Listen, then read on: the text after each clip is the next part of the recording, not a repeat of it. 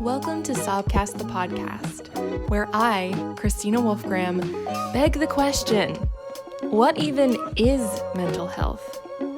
This podcast is created in collaboration with DiveThru, a mental wellness company that actually knows what they're talking about. Hello, good evening. I'm sure it's evening somewhere if it's not evening where you are. Let's get started with my little trigger warning. Sobcast the podcast is about the pursuit of good mental health, but we will be talking about some not so good mental health things like anxiety, depression, and walking in the rain listening to Lana Del Rey while you cry. Okay, while I cry. All right, fine. Before I get into the nitty-gritty of my breakup dates, I wanted to let you know that I bought a mood ring recently. It's big and just a big mood ring stone, but and it's cute, but I made a grave error, which is that I didn't take the little piece of paper that says what each color means with me home. So I have no idea what mood I'm in right now. I guess I'm just kind of blue-green. That probably means full of pizza because I have pizza for dinner, probably, right? What do you think? Anyway, if you know how to decipher mood ring colors, please let me know. Find me on Instagram, DM the podcast Instagram. Like we're on the lookout for your messages. Yeah, if you have any insight. Also, how do mood rings work? I just realized I need to know that. I'll Google it. I'm Googling it right now. Sorry. I can't go on. I cannot go on until I know. I have to Google this. Because it has to do with temperature, right? I mean, right? Right. Let's see. How do mood rings work? Oh no, now it's just showing me more cute mood rings. That's enough. Okay. Bestmoodrings.com says, mood rings contain thermotropic liquid crystals inside the stone or the band of the mood ring. These crystals react to changes in temperature by twisting. The twisting changes their molecular structure, which alters the wavelengths of light or color that are reflected or absorbed. The next question is, people also ask, do mood rings actually work? Unfortunately, mood rings don't actually work and aren't accurate at all. This is because of two reasons. Mood rings react to external temperature and not just to the temperature of your finger. You could be feeling stressed and overworked, but if you're near a kitchen stove, it could come up as happy and excited. Well, you know what? I choose to believe it works, and I will from now on be making all of my decisions based on this mood ring as soon as I figure out what it means. It's as simple as that. So hi, welcome. I hope you've had a really delightful week. I don't know. Maybe some random good things happened. Maybe you had a waffle for breakfast at some point. That'd be nice. It's always nice. A waffle. Today I'm going to reflect a little bit on how I've been dealing with that old breakup that maybe you remember happened at the end of May, a little bit before Sobcast Season 2 started. This is definitely on my mind when the season started. Basically, this is going to be an extended how I'm coping. I've even made a little list here. I'm nervous all of a sudden. I think if you watch these podcast episodes on YouTube, I think you'll be able to tell how nervous I am for an episode based on how much makeup I'm wearing. And I'm currently wearing eyeliner and red lipstick and a ton of blush. That's where I'm at. I'm nervous to talk about this. But the reason that I want to talk about it is because, especially in the first like month or two, when I was trying to just accept that the breakup had even happened, I was searching everywhere for success stories, I guess I could call them. Not necessarily like, oh yeah, like I immediately met the love of my life and it all worked out because I shouldn't have been with that other person who broke up with me. Like, more like I was in a relationship and it didn't work out and now I'm pretty okay. Like, I needed stories like that. So I want to put mine out there for anyone who's in the same position as past me, because I do feel a lot better. And I know a lot of that has to do with time. Obviously, time heals all wounds, or whatever. Was that Dr. Seuss? I don't know. But here are some of the things that I've been doing. And I guess I should share where I'm at, huh? I am not crying very easily. I can talk about the relationship and I can talk about the breakup without crying and honestly without it derailing my day. That was not the case at first. So that's a really big deal. I have met a lot of people who just know me as me and not as half of a relationship, and I think that has been exciting. And I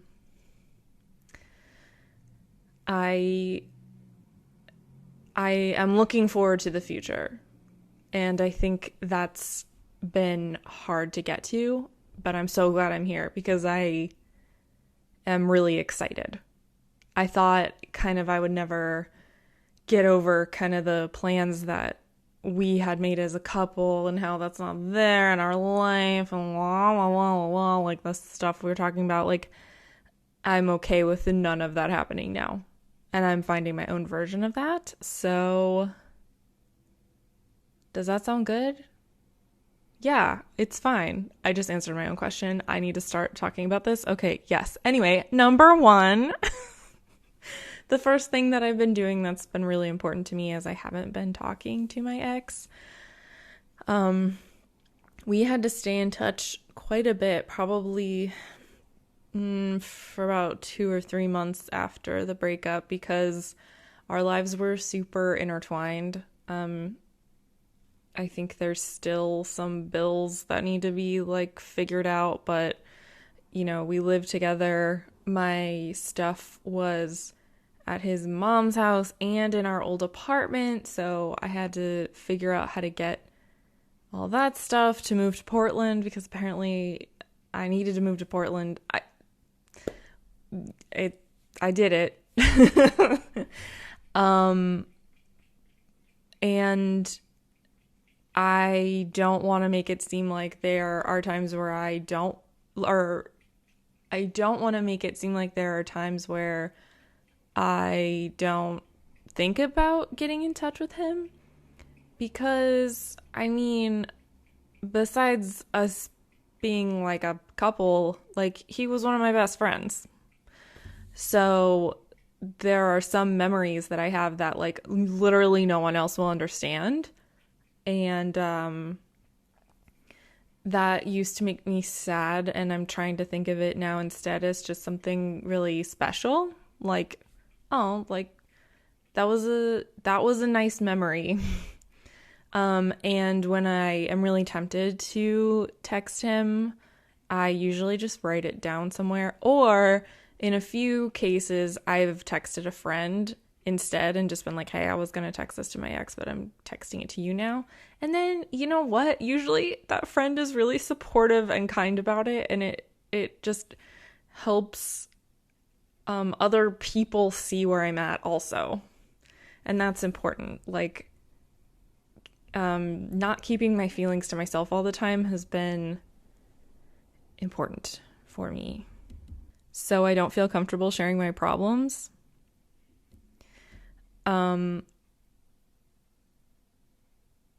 in the past, I actually, I think one time I was dating someone and he broke up with me so in such a like cowardly, unclear manner that I actually thought we were still together. So I guess I was still talking to my ex at that point. And then it was really confusing when he was talking to other people too. Cool. That's like one of the only times I can remember really like talking to an ex and just being like, this sucks. Don't do it. But that's me personally. And I know again this is something that'll take time because maybe we can be friends. And in fact, like I'm pretty sure we could. And even like people I dated 50 years ago or whenever the last time I was single, for the most part, like if I saw or talked to any of them, I'd love it. So if any of you are one of my ex-boyfriends, please feel free to call if you still have my number or whatever. Ooh, actually, I don't know if I'm okay with that. Anyway, moving on.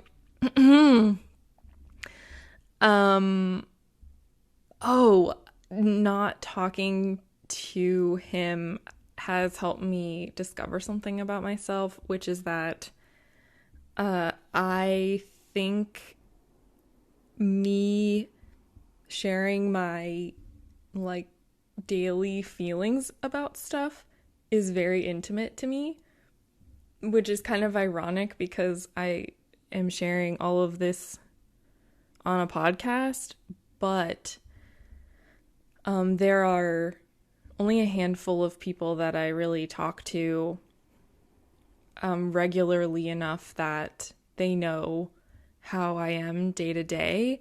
And I think that's just because for some reason that information means a lot to me. And so if I'm sharing it, that is very vulnerable for me. Even right now, my shoulders are like up to my ears. I'm like, I don't know why that is so special to me. So if I kept in contact with him and I started telling him about my days and things like that, I think I would just be hurting my own feelings. So keeping that stuff close to the chest, I think, has been good for me. This is in no way a guide for anyone. I know everyone is different, but this is my version of that. Okay, the next thing I've been doing has been really hard, and it is giving myself credit. I hold myself up to like really insane expectations, and I don't even know where it came from, honestly.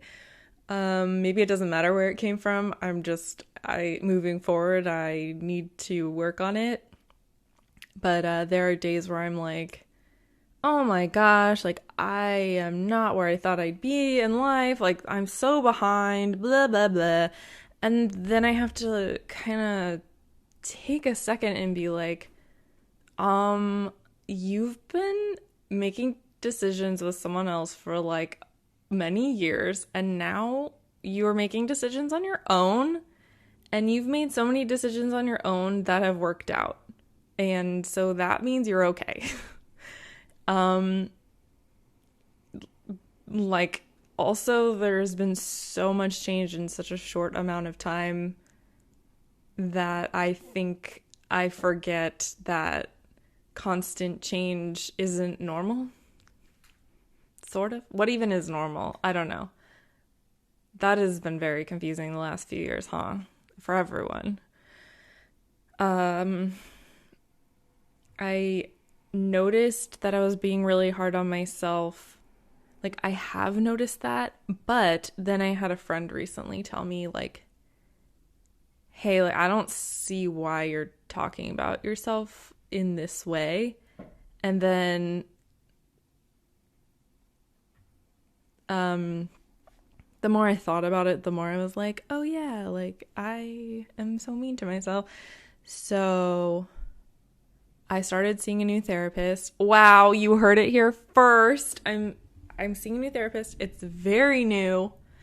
This is my new relationship. I don't want to talk too much about it until I think it's official. And that was Mr. just knocking a bunch of stuff off of my bookcase. Hi, Mister. Ugh, he's just too beautiful. I can't stay mad at him. Wow, he's never jumped into the bookcase. This is the first time he's doing it. It's perfect timing, mister. Good job. Oh, okay. Anyway, back to my relationship status, mister. I think I had like my fourth session with her, and I'm pretending like I don't know what date we're on. It was the fourth date. We've been seeing each other for about a month, and she comes off to me as like a very sweet, like almost like cartoon librarian. She's so, I don't know, she's kind of soft-spoken and just like super sweet. And she told me, and I quote, to stop shitting on myself.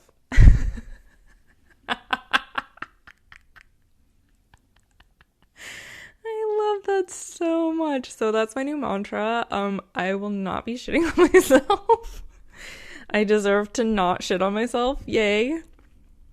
I've also noticed like I have not been good at taking compliments. I just think that every compliment is just like someone just being nice.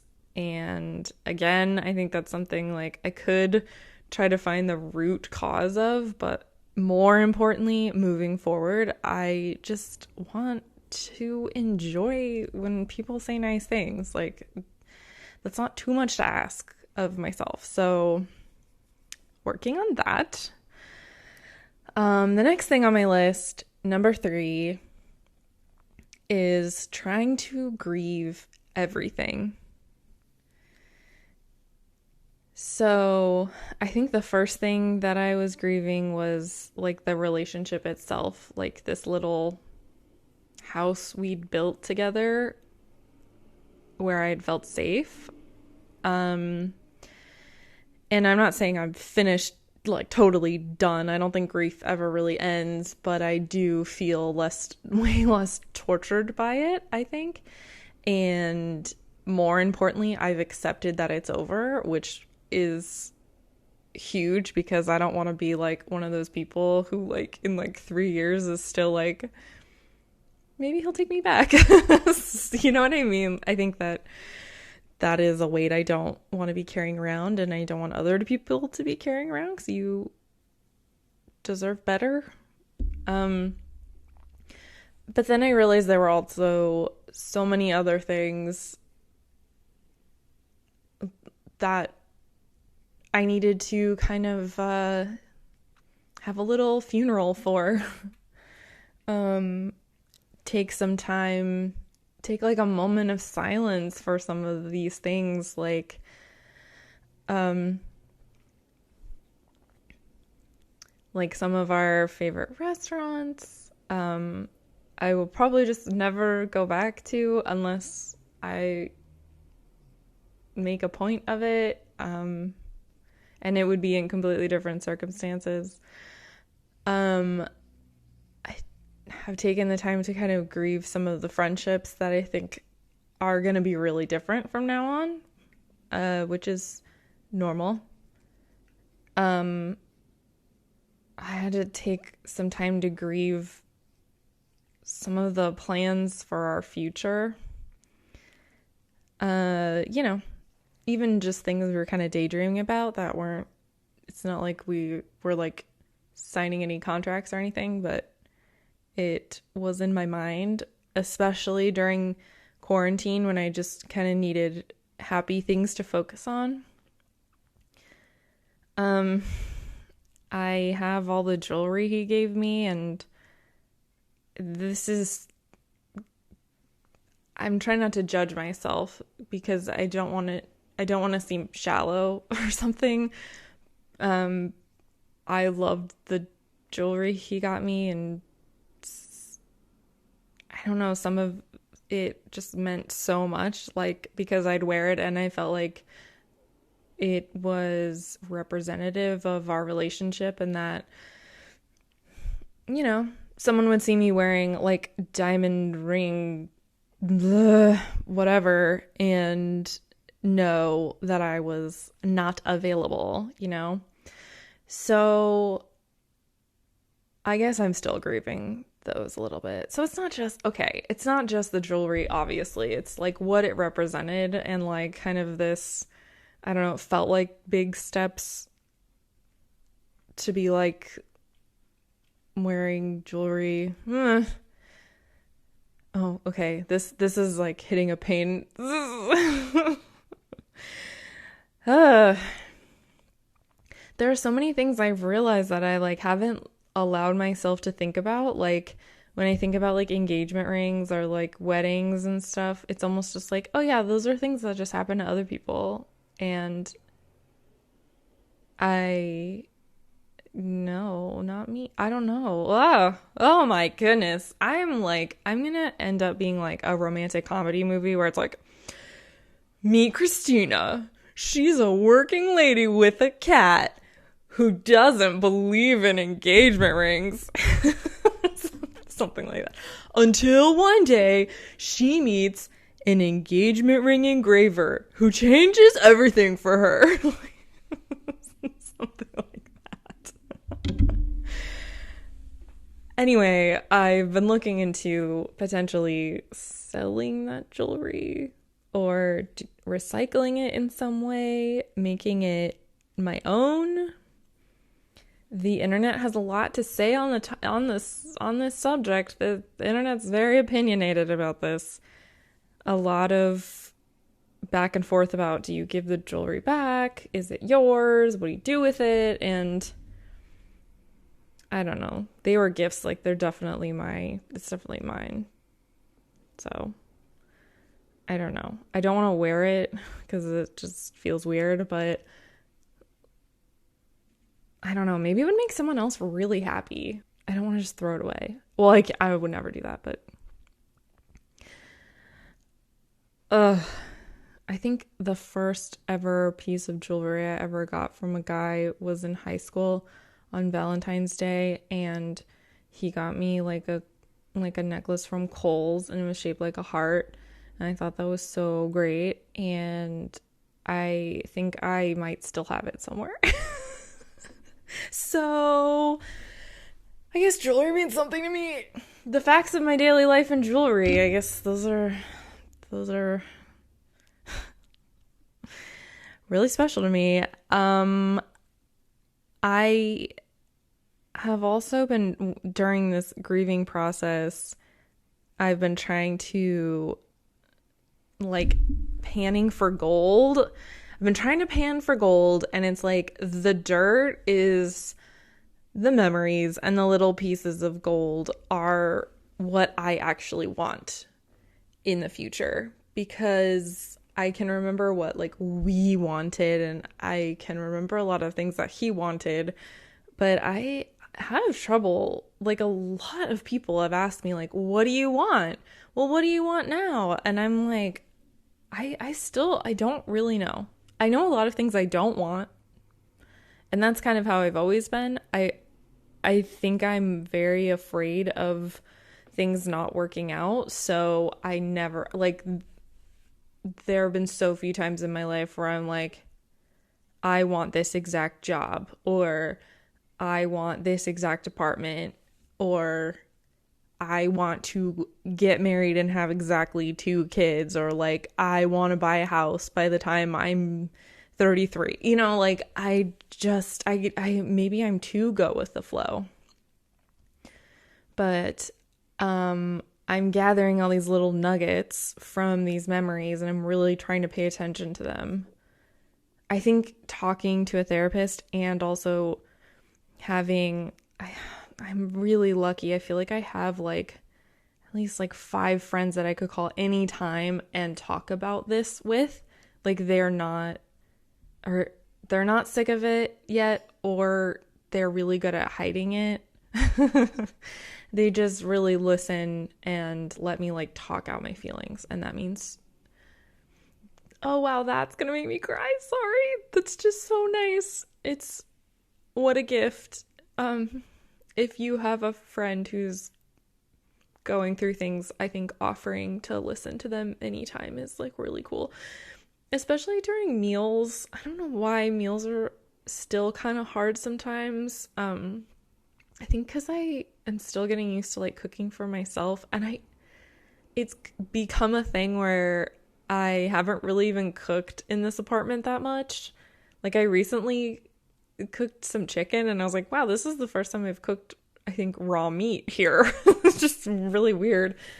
But I think that's because I was cooking a lot during quarantine and buying enough food for 3 people or whatever, and now it's just me, and things go bad in the fridge, and I find that depressing. And anyway, it is the best when I get to have meals with people, and like it's been surprisingly wonderful, like having coffee in the morning with friends, or like, yeah, it's definitely something if you have the capacity to offer a friend who's going through something. I think it's really awesome. You don't even have to talk about what's going on.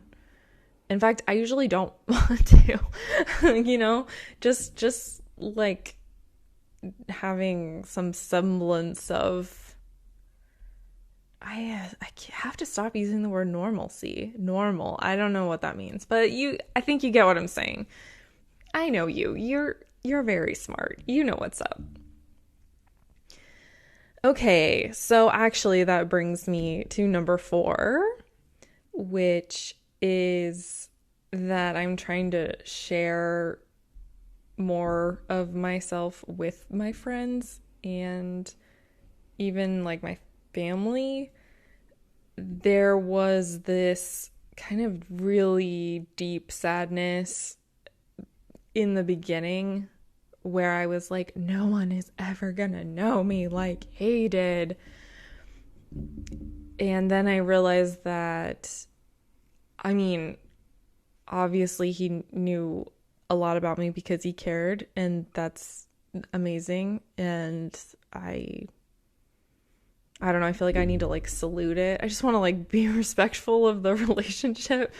But it was also because we spent so much time together. So, like, for instance, when I was first staying in Portland, I was living with a friend, and she has small forks and she has big forks.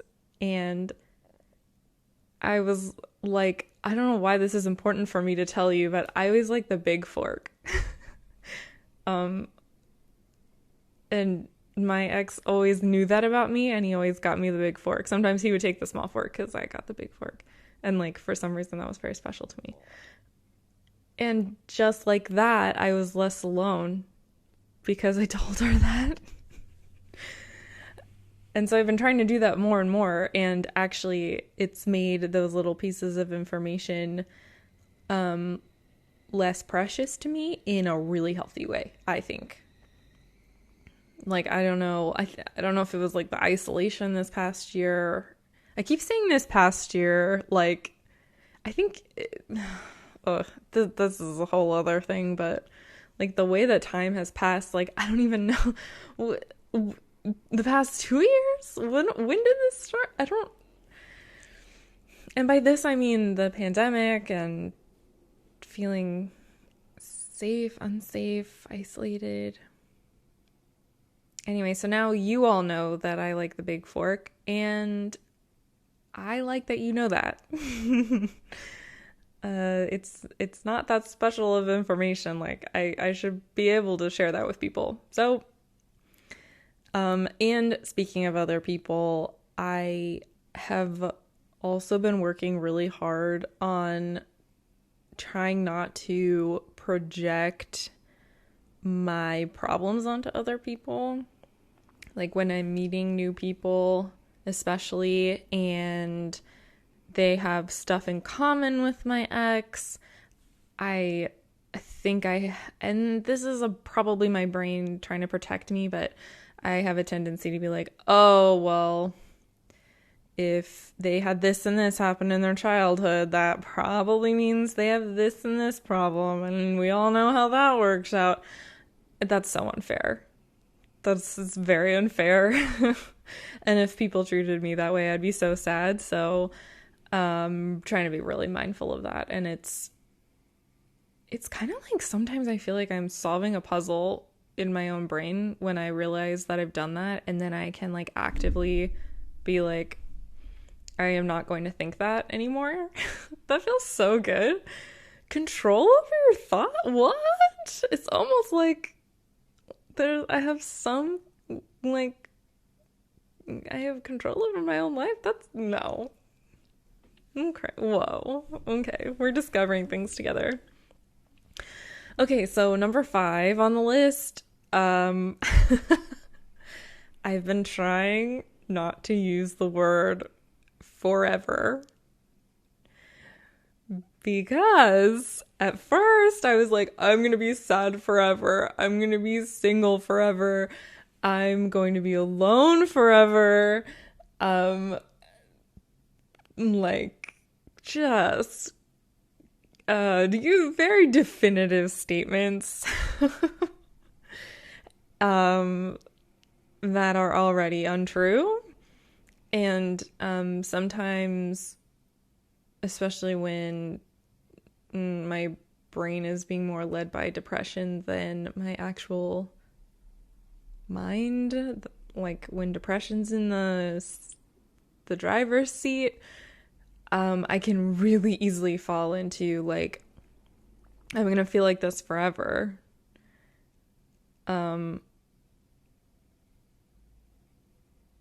That's hard to argue with in the moment, and it can be really smothering.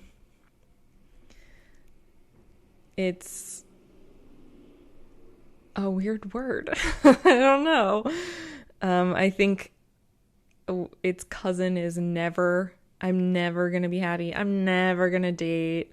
I'm never gonna meet anyone like that. I'm never gonna share myself like that again.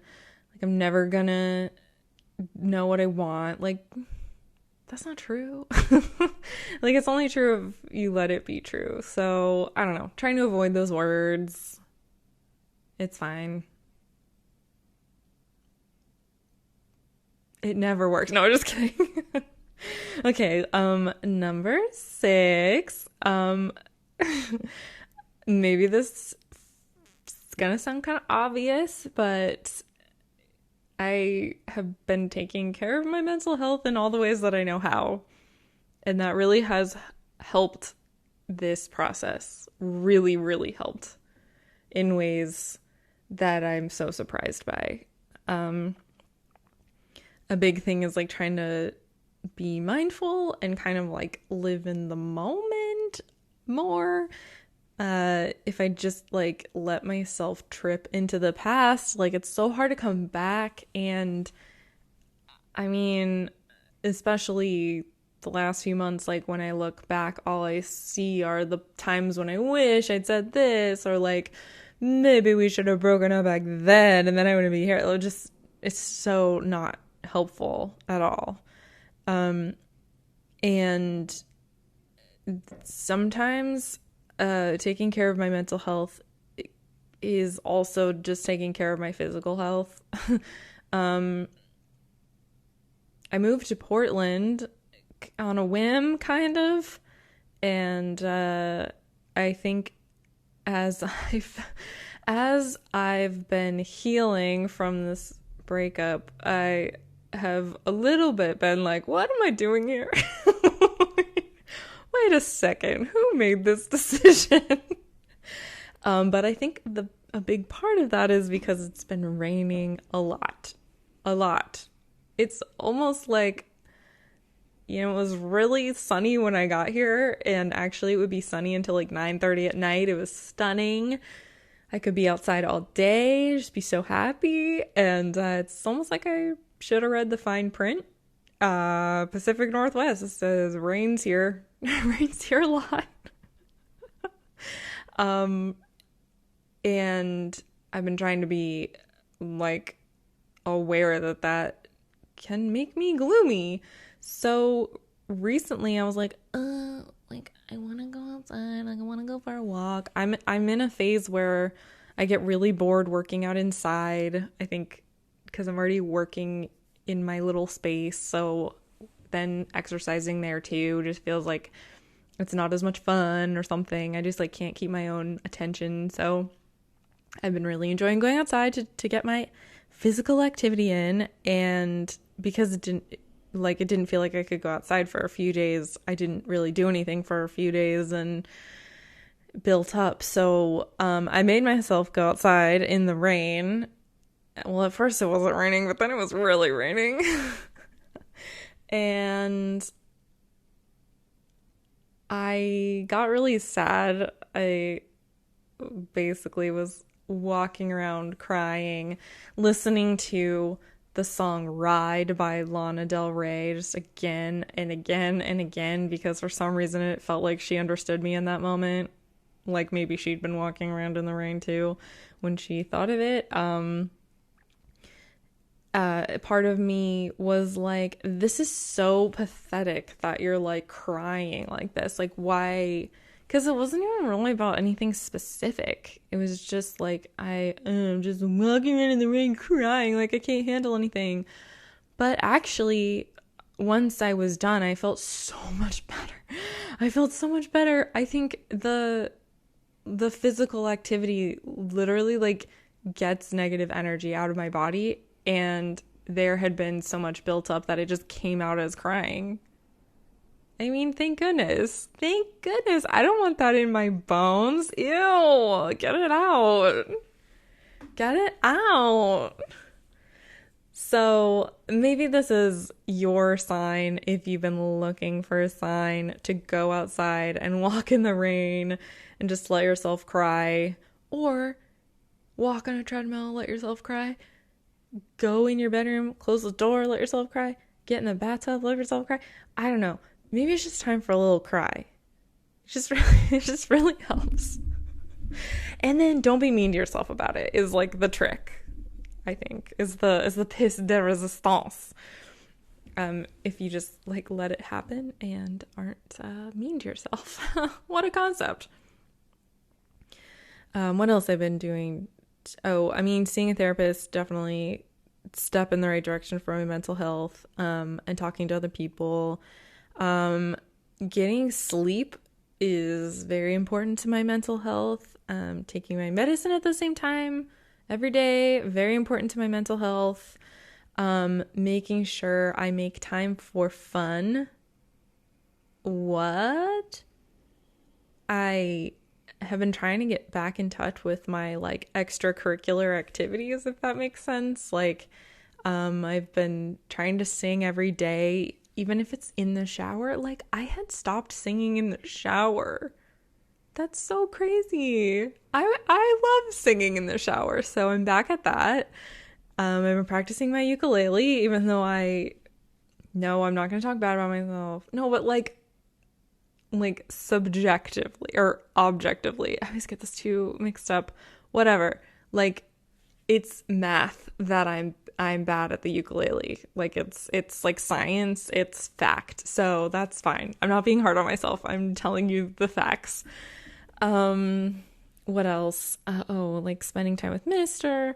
Trying to keep my space clean is good for my mental health. And I don't even know that I get so bothered. Actually, I know that I don't get bothered by mess, and that's actually kind of a problem because things will get really messy and I'm not bothered by it, so I don't do anything about it, and then it's kind of out of control. But it's also part of the trying to be easy on myself. So if I just clean a little bit each day, I don't reach that point where I'm like, oh my gosh, you are an actual pig in a pigsty and you're disgusting, and how could you let all these dishes be here?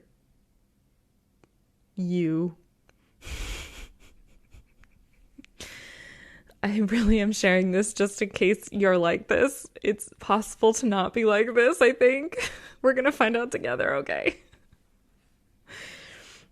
Oh, also, something big for my mental health has been doing I'm gonna call it a ritual. That sounds way more magic than I think it is, but I've been doing a ritual during each moon phase, so, or not, I don't even know what you call it. I do it on full moons and I do it on new moons. And on full moons, I focus on things that I want to let go of, energy that I don't need anymore, habits that I want to break.